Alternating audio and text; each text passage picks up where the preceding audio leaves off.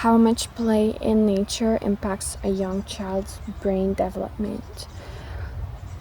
A study found that children who played outdoors regularly developed a greater level of immunity than those who did not touch grass, so to speak. Online and on-screen entertainment provide the same level of hormonal reactions as any other form of dopamine-inducing entertainment, but using screens does not teach a person empathy, survival skills, and moderate coordination. You might argue that a life offline does not provide enough sensory stimulation for the developing brain. But the truth is that a life offline enables optimal focus and success. Making mistakes and learning from them offline is never too permissive nor too controlling. The body has to have a healthy outlet for the stimulation it receives, otherwise life is like an in-breath without an out-breath. Andrew Huberman drew attention to the physiological sigh when using technology. The physiological sigh happens every 5 minutes in real life, consisting of a short exhale-inhale combination on the top of the breath. So, technology literally limits energy exchange because we get to remind ourselves to breathe. Shocking in front of a screen. Gratitude hits the surface after non-judgment, a powerful tool to perceive what is around. In conjunction with gratitude goes conditional sacrifice. Bliss comes from enjoying the journey regardless of sacrifices. People at NASA gave testers large sums of money for enabling the experiment of laying in bed for months at a time, so professionals could monitor the effects of prolonged weightlessness. The compensation might not have matched the determination necessary to live through the experiment itself.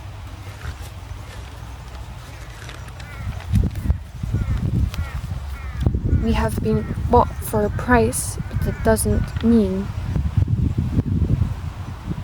our price is limited. Individualism and capitalism make monogamy possible and expected, but individuation tied to personally available resources is slowed by such individualism that marriage without community promotes. All of the Bible may seem to promote self-sacrifice and extreme selflessness, but the truth is that Jesus Christ was the only perfect human who could sacrifice himself for us. Though some level of self-sacrifice within unwritten contracts is necessary, many people enter into relationships unaware of the energetic exchange. We make a vote every time we make a decision. God provides according to our why, not despite it, which is why positive language is important. We attract what we are, which speaks of the law of mirroring or attraction, and we attract what we give, which speaks of the law of cause and effect. These two laws rule this universe. What we do is as important as who we are when we take action. The law of mirroring is the only law that knows no opposites. If we speak against or fear something, we create a point of attraction. After a short 20-second long period, which is why choosing our battles is so important. Choosing our sins is also important because not missing out on opportunity and saying yes to things keeps us young. They keep us young. I have mentioned how health pours into overall well-being. I must add though that the more tools we have to imitate looking healthy, the more comfortable we may get in not being truly healthy. appearance enhancing tools as externals we are good enough without. I still wonder whether being loved for an inauthentic image or feeling unloved for an authentic image is better. There have been so many downsides to coming out of the shadow tribe that I feel the need to mention some positives. Firstly, our shadow is now global, diluted, found in strangers, possibly connective and intriguing. Secondly, our addiction to information is now satisfied. There is an interconnectedness to this world thanks to the internet and shared resources such as goods and food. There is an almost unlimited number of platforms on which people from all walks of life can connect, such as schools, churches, institutions, and online or offline communities. Today's society may provide a hotbed for personal development to a degree. It seems that new connections and opportunities will never stop coming due to constant exposure.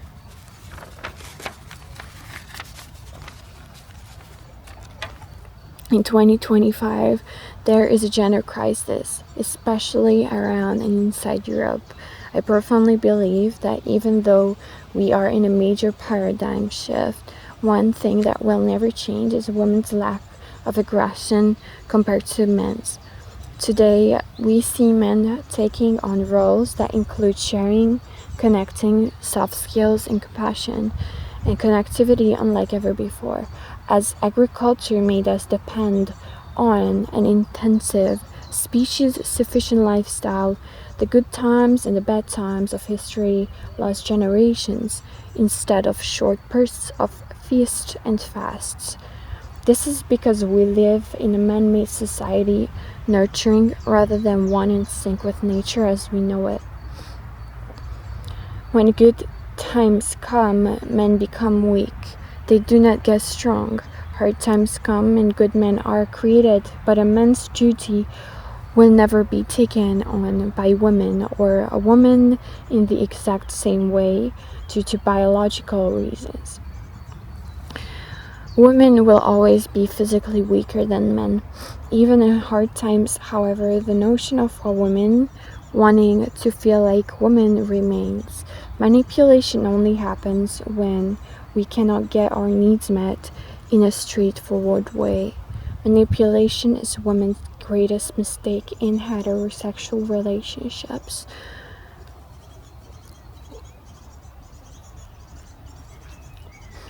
Women need to heal before they can give up manipulation altogether. Not any time before men become authentic, regardless of their relationship status and their stage of courting a woman. Men, especially during hard times, underestimate how alive women feel on a daily basis. Every day, they are in a different mood and they are emotional, meaning their ups and their downs are what make men necessary in their lives. So, while men go through phases of just wanting to feel alive, hence the pursuit of anything, women experience peace through serotonin, with oxytocin coming in second to soothe them just so they can feel like women.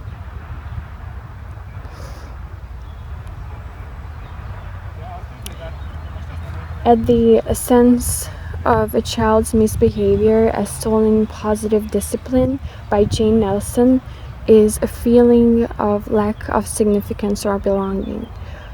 When a child reaches the maturity of an adult, sexual dimorphism may take over, but a need to feel significant and belong never ceases to exist.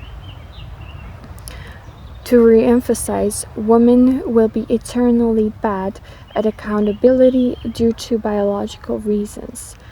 They will want to be contained physically once self-aware. They will be receptive to help and guidance, and they will feel unconditionally good in their passive femininity, even if hard on the surface. Men will want to feel alive through community, women, and importance. When, in a man's world, women generally take on the most masculine traits and needs of society. This is important because a person can only be one gender at a time, even in the eternal hardness of women and men being raised by schools and teachers. As such, motherhood takes on a different reputation. I knew a girl from the country of banking and political neutrality, and she could not have been more right by saying parents are not parents anymore. I personally had a father, but it is impactful for me to see how influences affect our nuclear family's dynamics. To repeat, fitting in and belonging make a person, a persona, a personality. The conditions for belonging are now summarized in contracts, while efforts are made in the name of survival to build houses in isolation. The solution is allowing ourselves to receive what is good, good about ourselves, good about nature. Grace does not substitute truth. Woman's worth is innate more so than male labor. Potential is worth, and part of what makes a woman valuable is her knowing her worth as more potential. Although passivity is not to sustain life, softness complements hardness, light complements darkness, and the feminine and masculine complement each other. Trust comes from surrendering to being out of control, and the feminine who is in her element inspires this. Male surrender comes from faith in the unknown as a creative entity of source. Being led is a very human trait because even children learn by imitating others.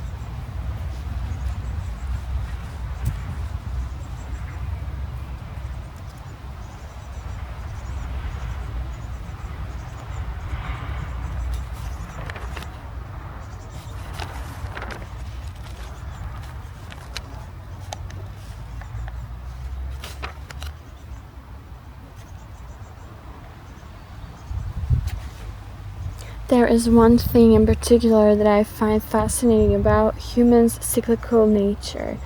Since women ought to practice metabolic switching due to their recurring peaks in hormones, for men these changes happen daily, led mainly by testosterone, as opposed to women's three main hormones being estrogen, progesterone, and testosterone. Women are designed to feast during certain parts of the month, such as during the week before their period and for another 5 days in the middle of their cycle. It is because of this that women, especially more mature women, may not benefit from fasting unconditionally throughout the month.